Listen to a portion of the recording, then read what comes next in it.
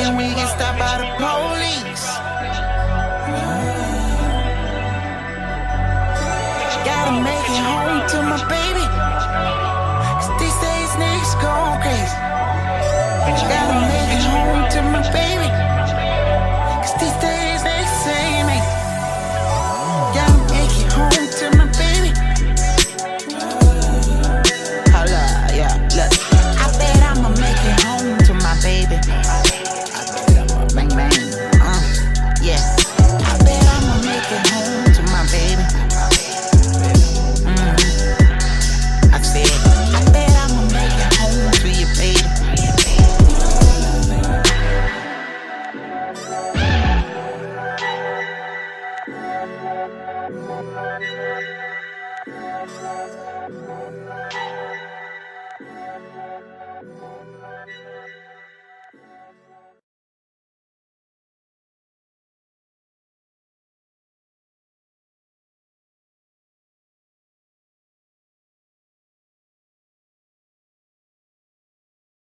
Then we get stopped by the police.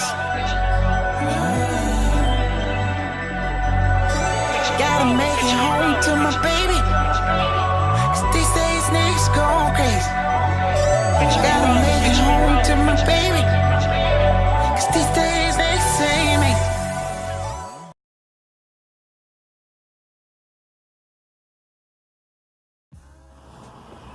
Alright guys, Fuller coming to you with another video. Shout outs to the whole LDBC. If you like this video, I invite you to like the video, and if you want to subscribe to the page, I invite you to subscribe to the page as well. Now, I just wanted to do a review on the fights that happened tonight, with just basically the two fights, the two main fights. The thing is that the zone cards, they have so many damn fights on their cards that it's like damn near impossible to cover all the fights, you know, and give your reviews on all the fights. Now, let's talk about the fight we just saw against Bivol and Castillo.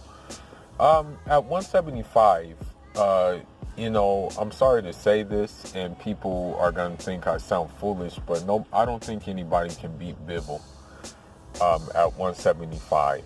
The reason being is that, you know, tonight was just a boxing clinic. Many people are going to call the fight boring, but he did things in that fight that I was like, okay, yeah, nobody's going to beat this dude at his weight class. He had Castillo down. I think it was in the 6th round. He knocked him down. The thing is about him is, I think at 175, he's the fastest at that weight class. One thing he was doing in that fight was he was throwing triple jabs, okay? He was tripling up on jabs, and them shits were like coming fast. And they weren't even like flicker jabs. They were like just stiff jabs coming. Another thing that he has that a lot of these 175 guys will have trouble with Bivol is he has distance deception. He may make you think that he's closer. He may make you think that he's closer than he actually is. He's very, very good at doing that, you know. In addition to that, you know, Bivol throws feints. You know what I mean?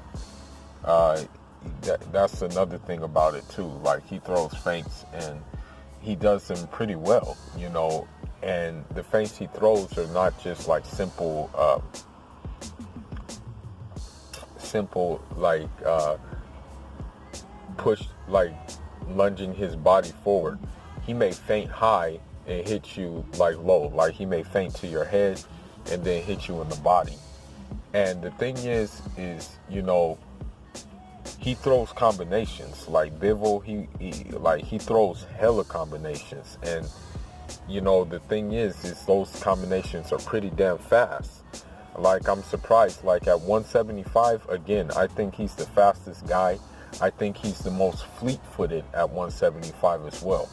So, you know, people are going to have problems with that guy. I don't think, you know, he said, you know, people will think this fight is boring, this, that, and the other. And he's absolutely right. people are going to think the fight is boring because that dude just put on a very classy display of boxing. You know, that was boxing 101.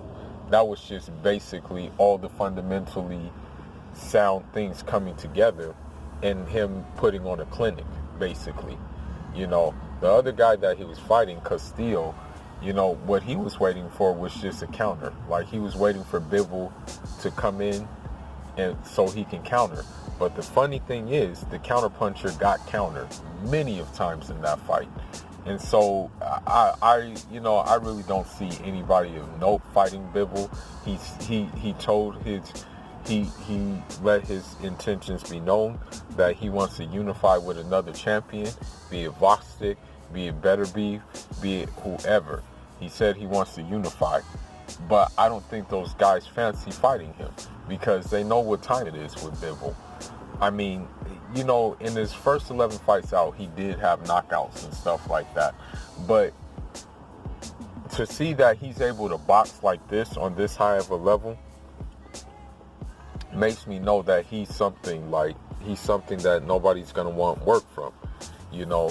But, you know, shout outs to him, hats off to him for the job well done that he did, you know, and hats off to him for actually wanting to fight champions, actually wanting to get in the ring with these guys, actually wanting to unify with these guys. Now, as far as the Usyk Witherspoon fight is concerned, you know, I'm just going to say this. This opponent was handpicked for him to look impressive, for him to demonstrate boxing, basically, 101. But, you know, this guy has been inactive, for one. You know, he was inactive. For two, after the fight, Usyk was pieced up. And I'm like, how do you manage to get pieced up by this guy and he's slow as molasses? I mean, the Witherspoon guy, no disrespect to him, he was very, very slow. And it just seems like all he was throwing was jabs most of the time. But then after the fight, man, you look at Usyk's face and he looked like he got in a car accident. You know, and so, you know, I'm going to go into this a little bit more. I mean, his style is not really different from Vasily Lomachenko's because they have the same trainer. Okay, it's a very amateur boxing style. What I mean by amateur is that, you know, doing the whole bouncing back and forth,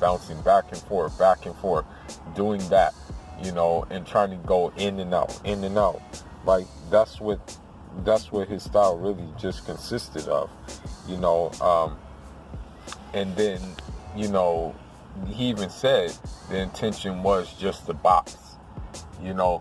But, like, I mean, the boxing he did was cool, but it was just like, it was like watching, like, I don't know, like the World Series of amateur boxing, the way he was fighting him. I mean, he should have had him out of there, like, sooner. But, I mean, I understand that styles make fights and stuff like that, but, I mean, everything favored him, you know, Usyk. But what happened is, I believe it was in the 7th round, where, you know, he didn't want to come off the stool, and the referee just ended the fight. You know, more than anything, the reason why the fight was ended is because it happened from basically accumulation of punches. It didn't happen from no one-hit power. So when I look at this fight, you know, when I look at it and stuff like that, and the accumulation of punches thrown is what basically ended Witherspoon, I say to myself that, you know, he needs to stay clear away from Wilder. He needs to stay away from Wilder because, I mean, Wilder's not going to allow that. You know, Wilder is not going to allow accumulation of punches. You know, Wilder is much more faster Wilder is much more athletic. Wilder is much more powerful than the guy he just fought. Yeah, I mean, if he tries that amateur stuff on Wilder, it's gonna be good night for him. You know, it's gonna be hasta la vista, basically. You know, and so the clout chasing that he did, you know, that changed really quickly once he was interviewed about the fight, like after the fight. You know, the commentator mentioned Wilder's name, but you know, Usyk didn't say anything about Wilder. He just said he would take a fight for the WBO strap based on the winner of the Anthony Joshua Brian Ruiz fight, or Andrew Ruiz fight, sorry. So what this tells me is that the words that he was saying earlier, that Wilder is the easiest to beat, and that you know, he's glad that he's in Wilder's head, which is for clout. Because I mean, from what I saw like tonight, you know, this guy would not stand a chance against Wilder. You know, Wilder may let him box him for 4 rounds, and then in the 5th round, he's getting clipped. You know, and that's just how it's gonna work. So I mean, the clout chasing, yeah, you did your clout chasing to get people interested in this fight, but at heavyweight, you know, I'm just gonna be real. He doesn't have the power to like really put these guys down. In fact, like, I know this sounds crazy, but if he does fight Andrew Ruiz, he's getting stopped by Andrew Ruiz. You know, because I think Andrew Ruiz got more power than he does. And I mean, it's very. I mean, at heavyweight, it's very difficult to outpoint someone. You know, because most heavyweights are looking for knocking your ass out. So, you know, they're doing it in a cerebral way. Like Deontay Wilder looks for the knockout in a cerebral way. But once they find it, you know, that's all she wrote, basically. And so this is why I'm saying, for this Usyk guy, he just needs to, like clout chase Anthony Joshua instead of Deontay Wilder. Because the way I look at it is, he doesn't want to go in that route, because he knows what will happen in that route. Being as like feather-fisted as he is, that thing's gonna, you know, Wilder may walk through his shots and just like click him, you know. And so with that being said, you know, it was just a clout chase what he was doing, and it was just to put the attention on him, for the simple fact that he's just arriving into the heavyweight division, you know, and that's all it was about. I mean, from what I saw tonight, that's not going to cut it against no Deontay Wilder. You know, he's going to get stretched, you know, and so with that being said, I don't know if he'll still clout chase him, but anyhow, that's all I got for now, guys. Leave your thoughts and leave your comments. Let me know what you thought about the fights, and let me know if you think Usyk competes at heavyweight with these guys. Fuller signing out. I'm John Alma.